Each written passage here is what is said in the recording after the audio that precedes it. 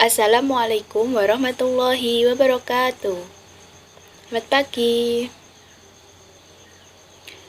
Bagaimana kabarnya hari ini? Alhamdulillah sehat semua ya. Sebelum memulai pembelajaran kita pada pagi hari ini, marilah kita berdoa terlebih dahulu. Silakan untuk ketua kelas dipimpin berdoa.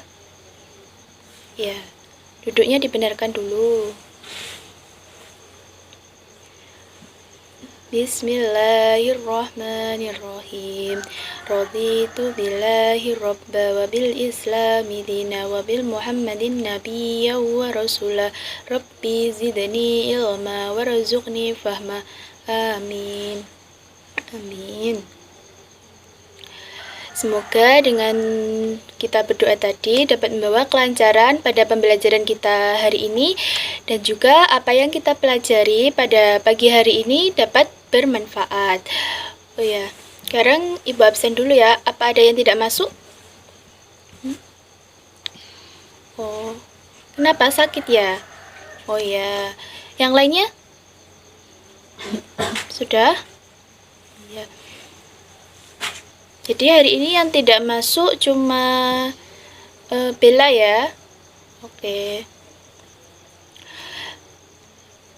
Sekarang kita mulai pembelajarannya. Hari ini ada yang tahu nggak kita akan belajar apa? Belum? Kemarin belajar kan? Ya. Hari ini kita akan belajar tentang bab akhlak terpuji, yaitu sabar. Ada yang tahu sabar itu apa?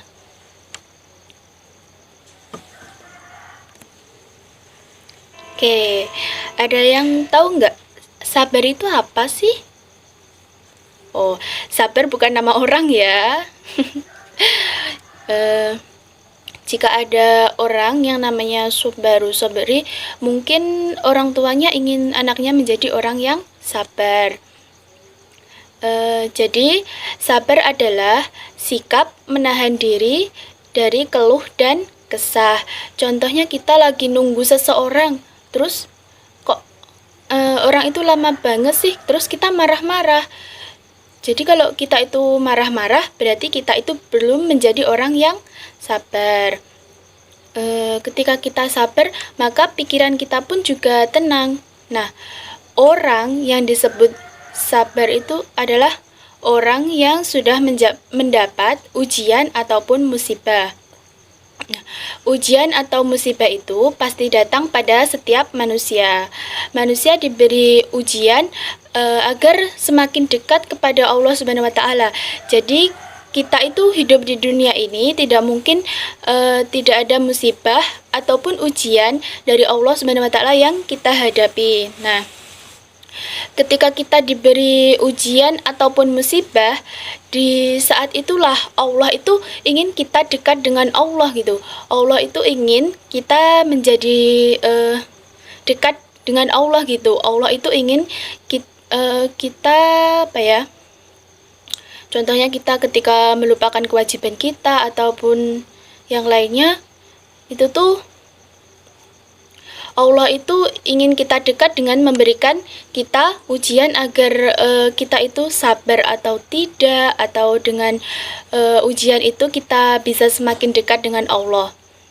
Jadi anak-anak, siapapun pasti akan mengalami ujian. Sampai sini paham ya? Oke, bisa dilanjut? Ya.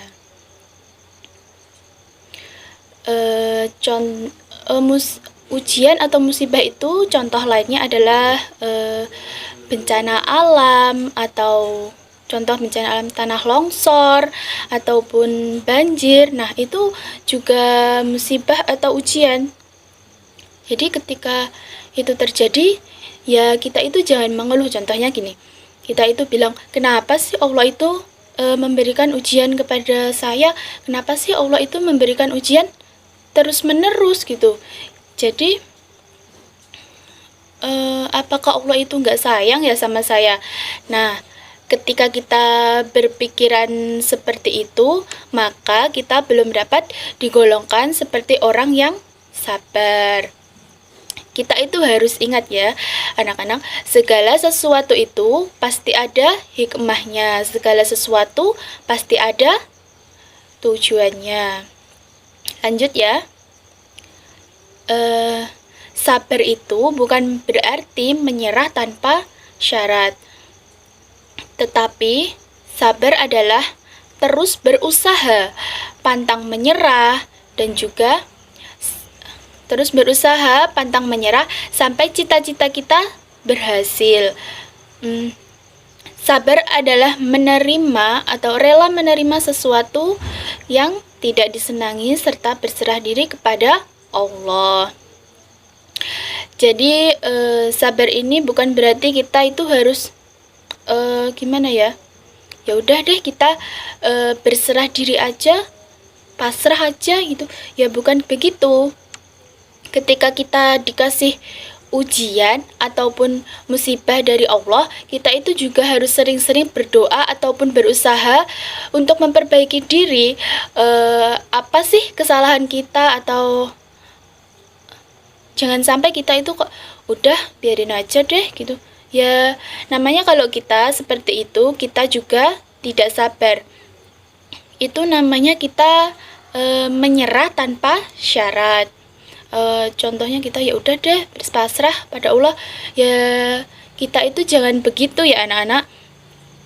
Jadi kita harus memperbaiki diri, apakah ada yang salah dari diri kita gitu. Oke, lanjut ya. Oke. Ibu mau tanya ya, bagaimana sih cara kita agar sabar dan tabah dalam menghadapi cobaan itu? Ada yang tahu tidak? Ya Putri? Ikhlas, ya ikhlas. Ya. Jadi ketika kita mendapatkan cobaan dari Allah itu, kita yang pertama adalah harus ikhlas. Jadi ketika mendapatkan cobaan itu jangan kok kita malah marah-marah, terus kenapa sih Allah itu mengasih kita cobaan, mengasih saya ujian? Itu nggak boleh ya. Jadi seperti yang Ibu sampaikan tadi, cobaan atau ujian itu semakin kita menjadi orang yang baik, semakin kita menjadi orang yang taat, ujian itu akan terus ada gitu ya. Contohnya Rasul dan Nabi aja, mereka orang baik, mereka juga diuji oleh Allah Subhanahu wa taala. Jadi kita yang manusia juga harus menerima cobaan itu dengan ikhlas. Jangan sampai kita berburuk sangka kepada Allah Subhanahu wa taala, begitu ya. Selanjutnya, selalu ingat janji Allah bahwa sesungguhnya setelah kesulitan itu pasti ada kemudahan. Jadi Allah itu tidak akan memberikan ujian kepada hambanya melampaui batas dari umatnya itu. Jadi segala sesuatunya itu Allah sudah bisa mengukur, Allah itu sudah tahu gitu ya. Jadi di balik ujian yang kita terima itu pasti ada, di balik kesulitan itu pasti akan ada kemudahan. Selanjutnya adalah mengambil hikmah dari cobaan yang menimpa. Sepahit apapun cobaan yang kita terima, pasti akan ada hikmahnya. Contohnya ketika kita mendapatkan musibah, Allah itu menunjukkan siapa sih orang yang peduli kepada kita ketika kita berburuk sangka kepada satu orang gitu ya. Oh, ternyata ketika kita mendapatkan musibah, orang itu membantu kita. Ternyata pikiran kita selama ini itu tentang orang itu salah gitu ya. Ternyata orang itu baik. Jadi Allah menunjukkan gitu.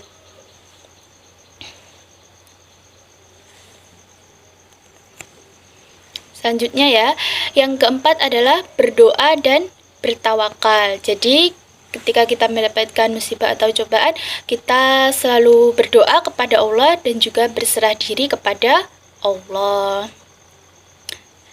Dan selalu berdoa.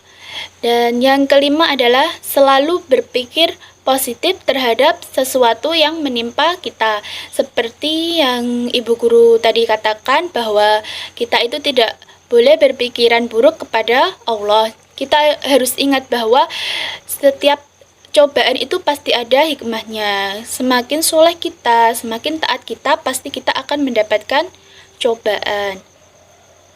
Sampai sini paham atau ada yang ingin ditanyakan? Belum? Oke, lanjut ya.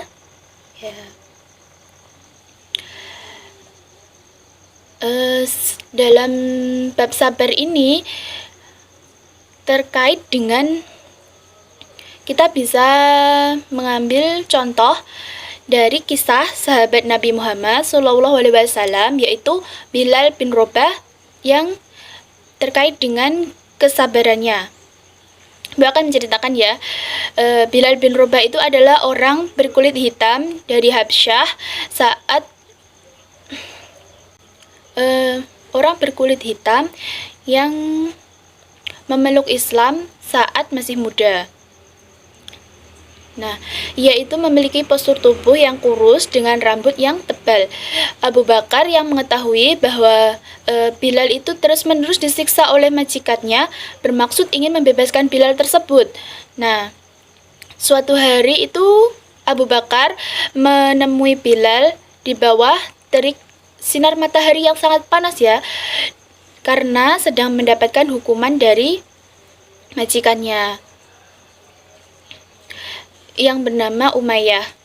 Bilal ini diikat dan dijemur menghadap matahari di tengah padang pasir yang sangat panas sekali. Bahkan dada Bilal ini ya ditindih dengan batu yang sangat besar sehingga nafasnya menjadi sesak. Nah, Abu Bakar segera mengajukan penawaran kepada Umayyah untuk membeli Bilal ini karena Abu Bakar ingin memerdekakan Bilal. Nah, Umayyah ini menaikkan harga untuk membeli Bilal ini. Umayyah itu mengira bahwa Abu Bakar ini tidak akan sudi membeli Bilal dengan harga yang sangat tinggi. Namun pemikiran Umayyah ini salah. Abu Bakar tetap mau membeli Bilal dengan harga yang ditawarkan. Abu Bakar mau membeli.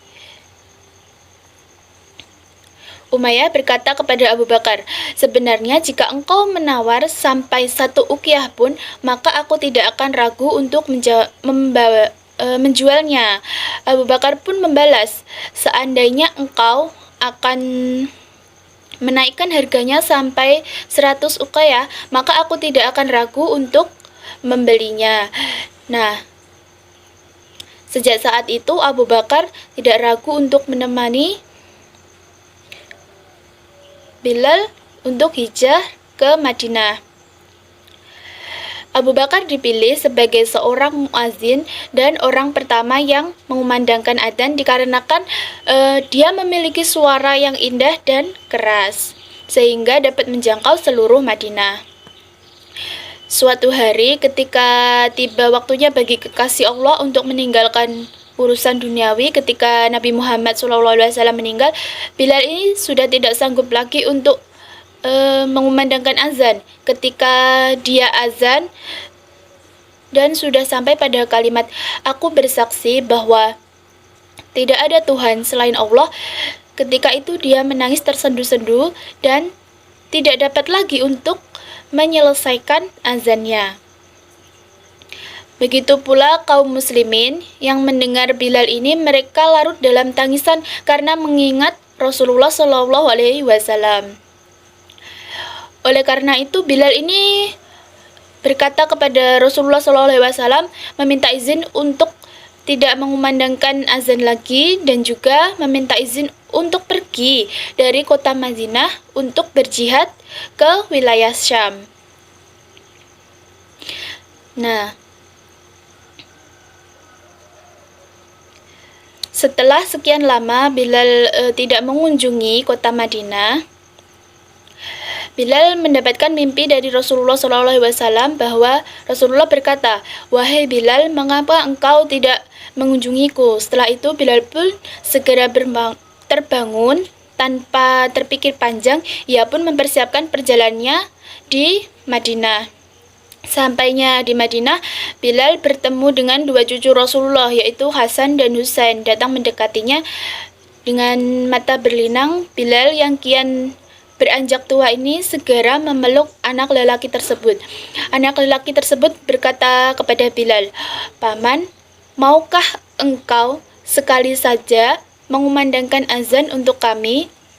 Kami ingin mengenang kakek."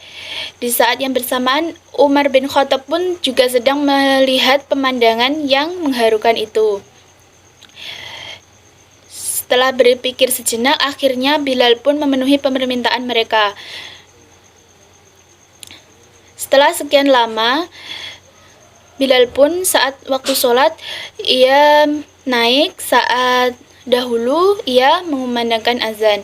Saat lafal Allahu Akbar dikumandangkan olehnya, semua orang terkejut dengan suara yang telah bertahun-tahun hilang itu. Suara yang mengingatkan pada sosok nan agung yang berikut dirindukan, yaitu Nabi Muhammad SAW. Ketika Bilal sampai pada lafal asyhadu alla ilaha illallah, seluruh warga Madinah berlari ke arah suara itu. Seluruh kawasan Madinah pecah dengan suara tersebut. Bilal pun tidak sanggup untuk melanjutkan azannya.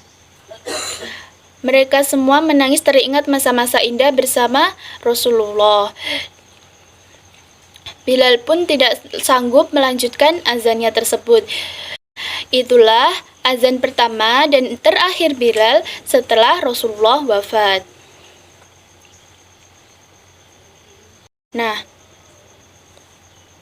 sampai sini sudah paham atau ada yang ingin ditanyakan? Belum ya. Apa saja sih hikmah dari kisah Bilal bin Rabah ini? Yang pertama, Bilal bin Rabah itu adalah contoh orang yang memiliki iman yang kuat, teguh pendirian, dan berani mempertahankan imannya. Ketika ia disiksa untuk menyembah Tuhan yang lain, ia tetap menyembah Allah. Malahan ketika ia disiksa, ia tetap menyebut Allah dengan ahad, ahad, ahad. Jadi dia tidak goyah imannya. Kemudian Bilal bin Rabah ini memberikan sikap contoh yang sabar ketika mendapatkan ujian dan cobaan yang berat dari tuannya itu. Ketika ia disiksa oleh tuannya itu tetap sabar menghadapi ujian-ujian yang diberikan. Kemudian sifat rela berkorban yang dicontohkan oleh Bilal bin Rabah. Yang ingin ditanyakan sampai di sini? Belum? Sudah paham ya?